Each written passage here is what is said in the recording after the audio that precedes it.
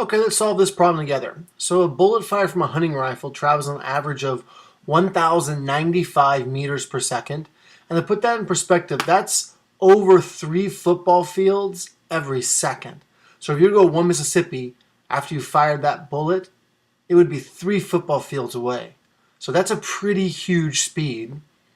And it takes, so in this problem, it takes the bullet only 0.27 seconds before hitting its target. And the question is, how far away is the target? So there's some things we can notice right away about this problem is here's one piece of information, here's another piece, and then it's asking how far away. So those are the basic ideas we have in the problem.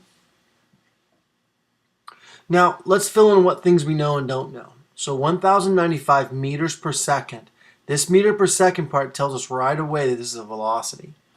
1,095 meters per second. Put that in with the velocity. 0.27 seconds. The seconds tell us, hey, that's a change in time.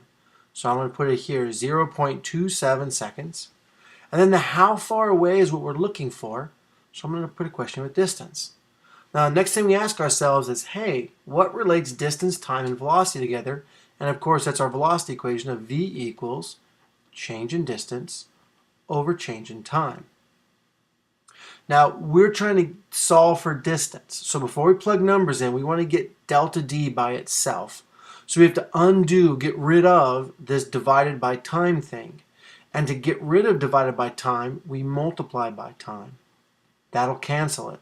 Now, if we multiply the right side by time over here, we've got to multiply the left side by time over here. That keeps our equation balanced. So we do the same thing to both sides. Now, on this side of the equation, you can see that the time and the time cancel, leaving just change in distance.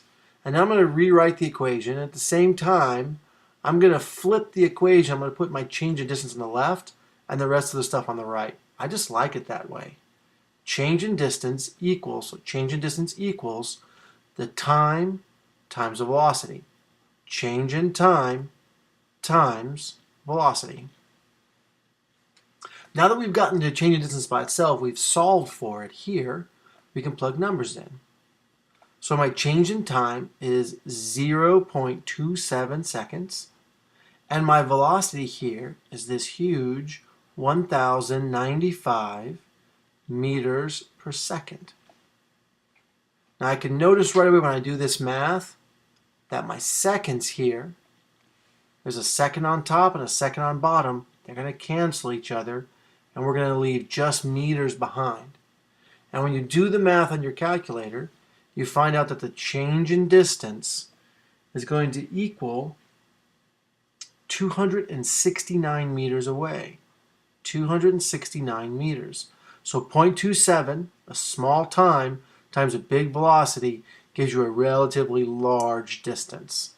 So that's how far the target was away. All right. Now you've seen 2 examples for solving for distance.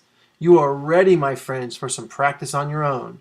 Down here in the right-hand corner, I want you to click on this, and that will give you some practice on your own with solving for distance.